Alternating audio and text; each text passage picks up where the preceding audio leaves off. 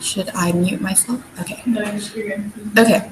So pretty much what I want to show is this tool within the text editor called Hydrogen. That is pretty much an IPython or Jupyter notebook, except within the text editor, which can be useful if you just want to do small little tests without opening up another console to do other things in. So in my text editor, I can control enter or shift enter, just like you would in a Jupyter notebook, and run the individual lines, just like that. I'm running import NumPy and have the magic functions like matplotlib inline. It's taking a little while there, not sure why. I'm gonna run this one now. Oh no, now it's gonna take a while for each of these. But yeah, pretty much it generally will run nicely. I can actually restart the kernel if this is taking too long. So you can just type in hydrogen when you get the command, when you're looking at all the commands, and it'll can restart kernel. Just select that. I'm just gonna try this again. Okay, that should all be good. And then now I can assign variables to just like anything and then display them just in line like that. If I don't want to see it anymore, I can just press the X box, or I can do it again and it'll be right there. And then it'll also plot for you because I do have the matplotlib inline functionality too. So if I do this, hopefully this plots properly. And there you go, it plots just nicely in line. And it's pretty fast too. I can't remember how they do this. It might be JavaScript, but it seems to work nicely with the editor. So one thing that that doesn't work similarly is the help function. So if I run this, it'll run, but it won't pop up. So what you can do instead is again pull up the Atom command search function, and then you can do toggle. I think it's inspector, and then it'll give you the doc strings at the bottom. I think there's a shortcut for it. I set it there. Toggle inspector toggle.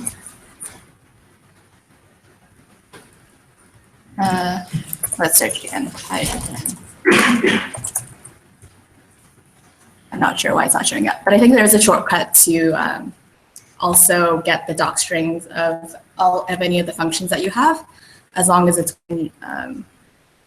something that you do have. That is something that exists. And then also you can also display data frames properly. It's just another example of things that you can show. It just pretty much works like the Jupyter notebook within your editor. I'm sure there's going to be things that are Jupyter notebook specific that won't be here. Yes. So can you save it with like the plots and lines stuff like that, or do you have that's a good point. Yeah, so I don't think you can save it with the output. It's more like just if you want to do quick like checks.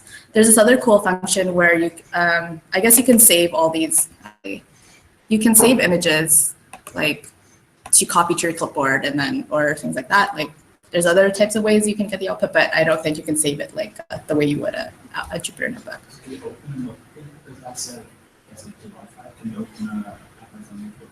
That's a good point. I don't think you can. I think this just runs in line with your any Python file that you have, because it's not actually saving a new type of file. It's just dynamically generating these in the editor, as far as I know. There's some other cool like functions that you can do with this. You can check the documentation, but I don't actually know the extent of what it can do. I mainly just use it if I want to do quick checks of whether my code will make sense, or like quickly plot things. But yeah, I think it's pretty useful when you don't want to work, when you're already in a text editor, you don't want to switch over to a Jupyter notebook or a console to see if something works. Yeah, that's pretty much it. Should I? Yeah, it's yeah. Sometimes I like writing long script. Like when I'm writing scripts, like actual functions and code that I want to save as script later, and instead of you can edit scripts in Jupyter Notebook as well, right? But you don't get the IPython aspect. So then you would have to do all your code in IPython Notebook, then copy and paste it into a script. As far as like how I would do it, So for me, this kind of just lets me do it all in one and then save the script as is without having to, like I don't really want the output. It's more like for checking, right? So yeah, that's why I do it. Sure, yeah, exactly, yeah. So I still have definitely purposes for an IPython notebook that I just don't have here. Yeah. Okay.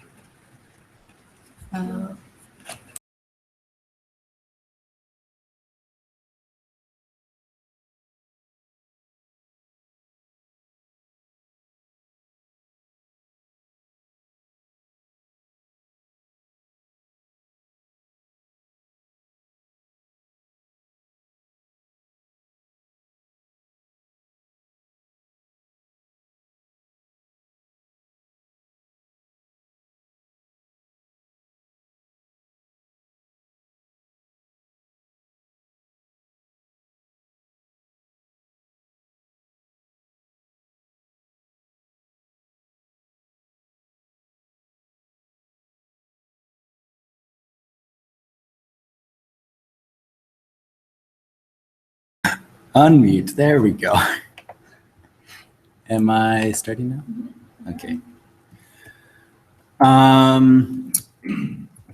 So what I'm going to show is a package that I made to help me like encapsulate each of my projects. So like I like to have things sort of modular. So if I have like a manuscript, I like to have it all self-contained and like with the data and then the scripts. And then that way it's easier for me to then like send it as a repo and then send it as like a DOI through like Figshare, for instance. And then that way I can then cite the code within my manuscript. It's not commonly done in life sciences, but I want to get this practice more commonly done. That's my way of saying it. So normally what I do is, let's say I'm starting a new like manuscript, or I have an idea for a manuscript, or an abstract for a conference or poster or slides. So I'll change directory to in this case just the desktop, and then our script. So the package is called prodigenr. And the main function is prodigen. So I'll just do manuscript in this case. And I'm going to call it demo. Now another option within this package, this function that I made is to use git. So I'm going to do git init equals true. It does a bunch of stuff. Now, all of these things I've kind of piggybacked off of a package called DevTools, which is a way for making our packages that Hadley Wickham sort of made to make it easier for him to continue creating packages. So a lot of the functionality of what I'm going to be showing you is based off of DevTools. So if I go into our studio, go to File, open project, desktop, demo, and then go in there. So what it kind of creates is, like you can see on the side here, it creates a bunch of like standard files that would be common inside of an R project. So like an R folder to contain all of our scripts or all of our functions, and then a description that contains like sort of like metadata about the specific project. Menus, which will like be extra analyses in this case, and a namespace, which is more related to our packages than to actual like this project. And then inside the doc is where I keep like the manuscript.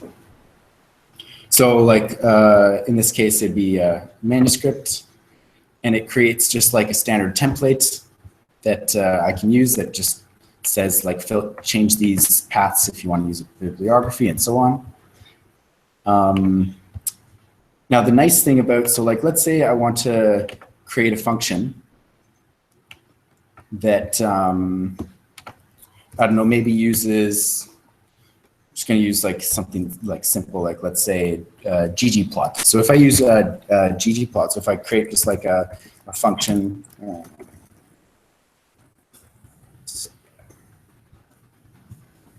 data. And then I want to use the ggplot package. So what I can do is I use the dev tools utility use package and then ggplot2. So then when I press enter, what that does is it adds it into this description file. So it adds it right here so that if I were to run like unit tests on this, or if I were to use, for example, continuous integration, when I push it up to GitHub, it automatically knows. So GitHub, like Travis, will automatically check and install all of these things because this is a standard infrastructure that CRAN uses, which is the repository for our packages that GitHub uses. Well, it's Travis. And so then it'll install all of these packages to then run tests on or to confirm that my manuscript will run as is. And then after that, I would just have to do ggplot2 and then just say like qplot xy data. So that's an example. And once I have these, within my manuscript, I can then go to, I have to always include at least this line here, and that just tells when it's running the manuscript. So when it's running each of the code chunks within the manuscript, it tells R to treat this directory structure as if it was a package. So it loads everything within R, and it does a lot of like that functionality that our packages have.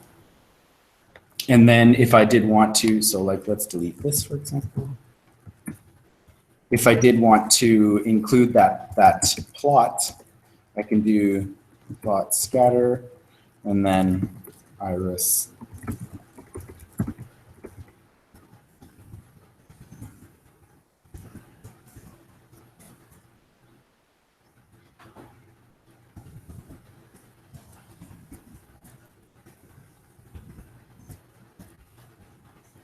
So if I do Control-Shift-L, that will load. Okay, this right now it's probably a problem. Oh, because of. Anyway,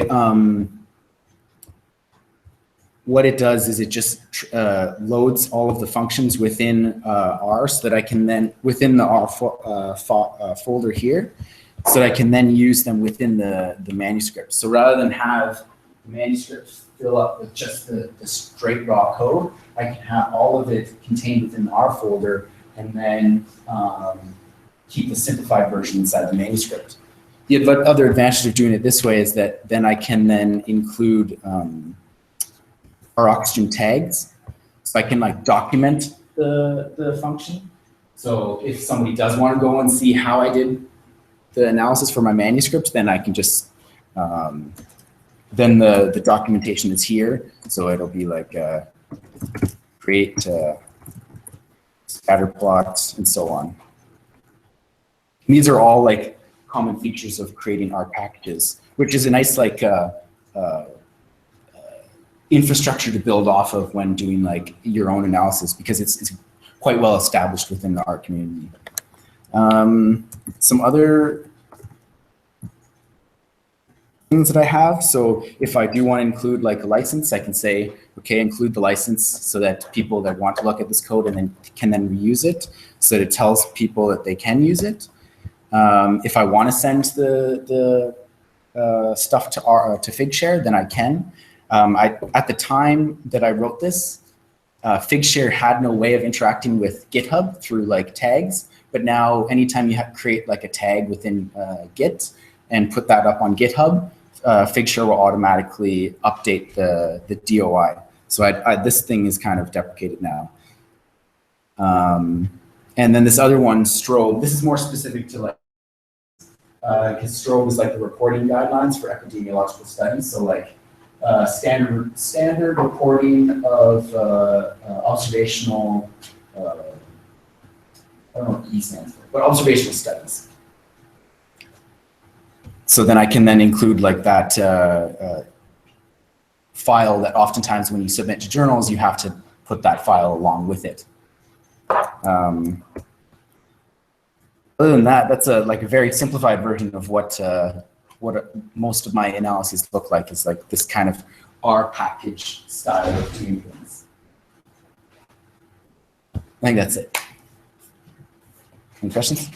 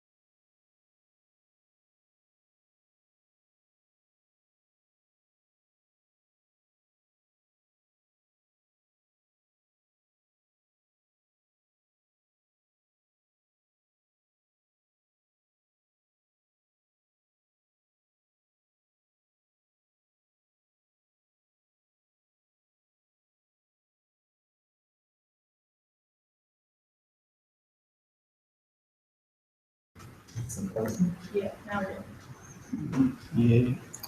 So I want to talk about some tips on how to make your shell more fun. It's maybe most people just use their like basic bash shell that you get with the installation, and there are some things you can do that makes it use. I'll present Z shell and maybe tmux if we have time. Some of these tweaks you can do in normal bash as well. It might be more cumbersome and you might have to do more config files. Anyways, the bottom status bar there is tmux. I'll talk about it later, so you can kind of ignore that for now. So, sorry? It doesn't actually. Oh. Yeah, they'll have. It's unfortunate because it's pretty to look at without them. Anyway, some things that you have in C Shell kind of out of the box, or if you install a plugin framework, which is called Oh My C Shell, is that you have syntax highlights. If I navigate, it's highlighting it in So that's yellow. Yeah. Yeah. So it's going to highlight it in yellow if it's a path. If I type a command, it's white. If I type an incorrect command, it becomes red as you go, so it's easy to work with. If you want to navigate to a directory, tab complete is better. One tab, you get them, and in more tabs, you can actually tab through them, which is kind of convenient at times. It's also, you can also complete, so you see I have two annoying directories that have the same beginning, and I want to type anything of that. So you can actually CD on like the differential, just typing CD2 and then tab complete gets you the directory you want, which again, I think is a convenience worth having. You could even type does that work? You can type a directory right away without CD, but I think that's annoying because then you get tab complete on everything, not on the directories. But if you have a really neat structured file hierarchy where you only have directories together and then files, you could potentially save like 3 keystrokes by typing the directory name right away. It also does things like, I think you don't have to type everything. Yeah. So you can kind of expand the entire path in one if you have the first letters correct. Tell me if it's going too fast or if it doesn't make sense. What else? There's no logical order, so just wrote the list. But yeah, if you go to a GitLab directory, which I have.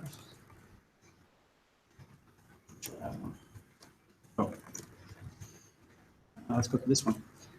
Then it shows you which branch you're at. So if I okay, that was going to be the next thing, but okay, let's do it now. So if you tab complete a command, you get kind of with a little explanation. So let's do that with do ls, and then you start. Okay, there's a lot of flags, ls, but whatever.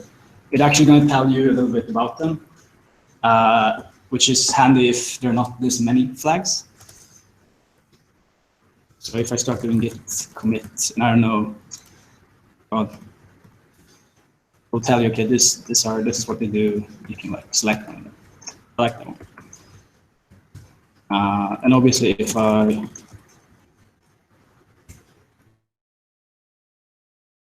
that little yellow part updates. One more thing. But yeah, you might also note. So this red thing here is the right prompt. So you have your left prompt, which is your normal prompt, and your right prompt, which you can configure to, say you want this GitHub indicator to be on the right instead, you could have put it there. Something many people do is to have, if they like having Vim mode or VI mode in the terminal, you can put an indicator here that shows if you're in insert mode or not. However, there's a cooler hack in, or no, it's not a hack, it's like a module in C Shell that for using in Vim mode. So if you look at the cursor, it's now an IBeam, but if I'm in normal mode, it's actually a block. So now I'm in insert mode, and now I'm in normal mode, which makes it easier to work with terminal if you are a Vim user, like working in terminal. Many Vim users do. Oh, and if I start typing a command, then up arrow is only completing history substring search, so it's not going to go through your entire history, just the history that starts with what you've already typed, which I also think is convenient for quickly filtering to what you want. I think that's Control R or something in Bash, but I forget exactly. It's easier. You can also have a good directory to show that. So say I want to repeat the last command. Normally in Bash you do sudo double exclamation mark. Now I can actually see what that command would be as well. So it would have been a longer command. Sure. So usually I run a command, I get a permission error and repeat it with sudo. Here it's actually going to expand the command for you, which, okay, it's not always maybe super useful if it's the last command, but if you say you're globbing something and you want to see what you're going to move, if you type command, you type tab, you're going to get all the files that started with C, and you don't have to remember what C star is going to move. And I'm not going to change anything. I will repository right now. I want to show this also. You have a really long command. Say this, I want to copy a bunch of images, but I typed the images wrong. You can edit the command in your editor. And what did I do here? Yeah, say I wanted these, they're actually images of field F instead of field D. You can do a search and replace, like, and then update them all to F, save it, and now if you run the command, you're moving the F files instead of the D files, which is also convenient if you're moving a lot of files. What else do I have? There's kill tab completion, so if I press kill, start typing something and press tab, I get everything I can kill. Not kill anything. There's other stuff like spelling correction as well, but I've turned that off because I found it annoying. And there's, I mean, if you do bash scripting, work with arrays, you know it's not really that nice. And C Shell has more native support for arrays and also an easier syntax to use. It's just a parenthesis instead of using that array, whatever construct it is in bash that I keep forgetting about.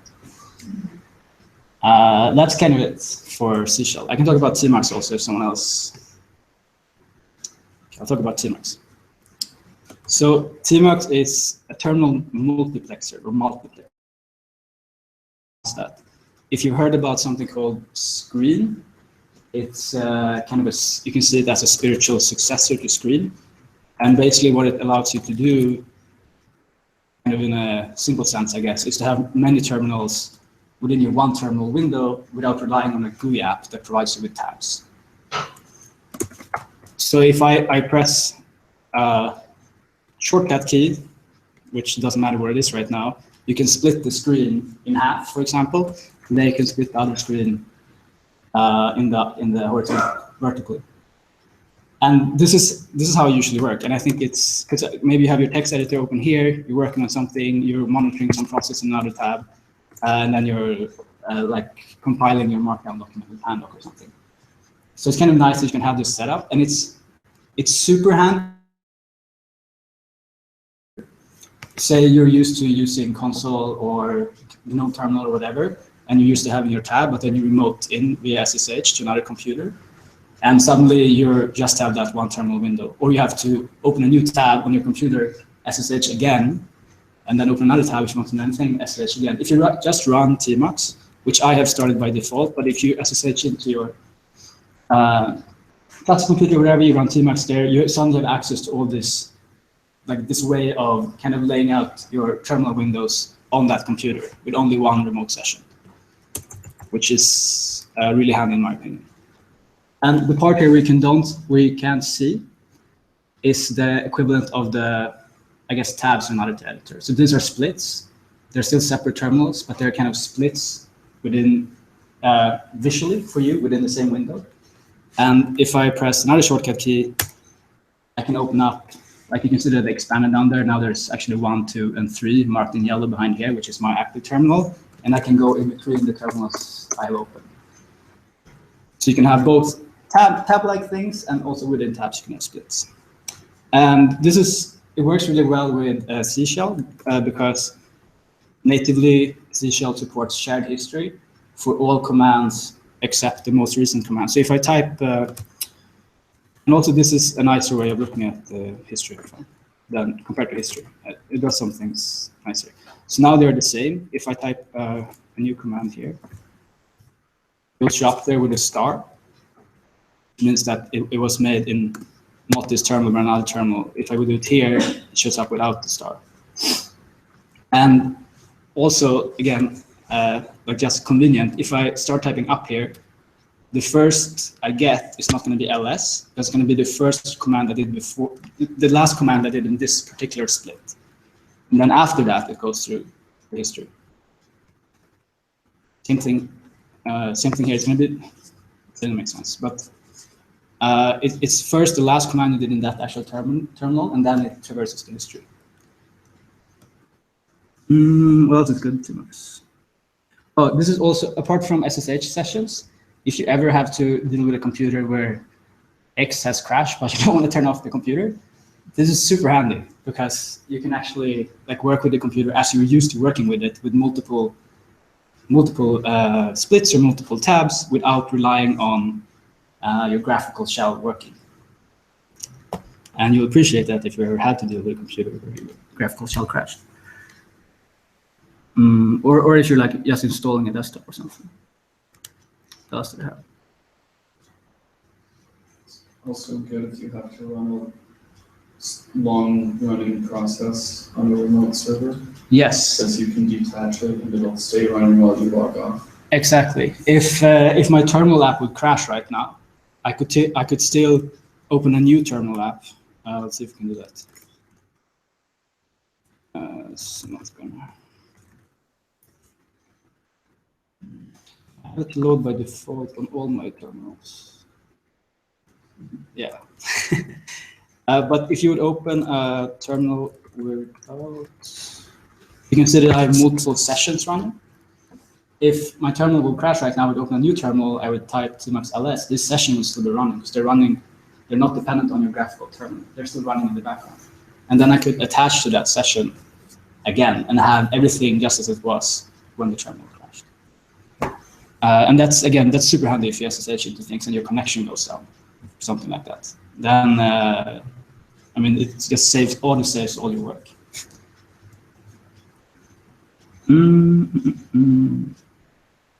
Yeah, that's all. That's what I have for that. I'm going to briefly. Is anyone else presenting? No. How long can I stand up here? I want to mention. Yes, okay, I want to mention one more thing. So you might know TU, which is checks your disk usage. So disk usage in this folder is 12 megabyte, and I can check it for each folder, and then you can. Oh yeah, I forgot to say. You see this gray thing that comes up? It autocompletes the last command, and I can press again a key combination to autocomplete that, which is not the same autocomplete as tab. Because if we just press tab now, there will be a lot of things to do. But if I press forward, it actually autocomplete what I did last time, or if I just press back. You can store them like that. So that's handy, but there's something that's even handier, which is an mcurses interface to disk usage. And this is really good if you want to go through a folder quickly and figure out what takes up a lot of space and what you can delete. And it has link key bindings and normal key bindings, whatever you want to use. And this is just my test folder, so you can just delete things, never ask me again, and they can just go and like clear up your folder super quickly. This is the quickest way I've found to deal with having to get some more free disk storage space. Do you have anything more interesting to say? You can customize your status bar. Yeah, but I'm not using i3 like you want me to use it, I think. Okay, so Luke, I heard about this desktop environment before called i3, and then heard Luke was using it, so I had to use it myself. Basically, sorry? What are you using now? This is i3. Oh, okay. It's just, so it looks like all my windows are full screen windows because I removed all the borders of the i3 window, so it's kind of hard to talk about it, but I mean, that's stupid because I'm not going to say it. Basically, it's this really fast, it's called a tiling window manager. I'm not using it 100% as a tiling window manager, so I usually have a split with two windows like this on a screen. If I need to split anything more, it's usually in terminal, and then I use tmux. And then I just have different like desktops laid out with this kind of double splits of windows that I have between.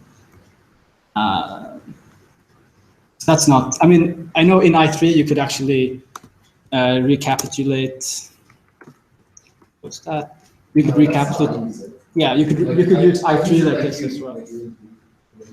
Oh, like the way I use it? Yeah. Okay, so you kind of have two windows laid out and then desktops. Yeah, I found it that's for anything that's not the terminal, that's like the smallest size I want to deal with. It works screen. really well for wide screens. Though, too.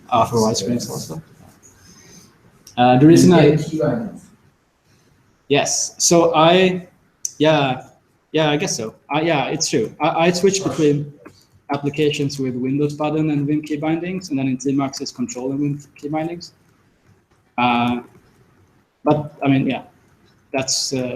I know if you do the stack thing, there are more Vim key bindings that you can actually benefit from. The reason I use tmux to lay out instead of Vim is instead of i3 is because if I ever have to work remotely, like I don't want to rely on my specific graphical user interface. So it's really cool. I definitely recommend you check out tmux and probably also Z Shell.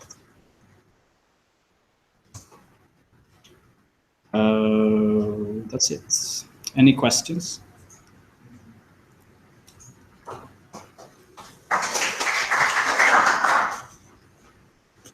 Should turn off my Google thing.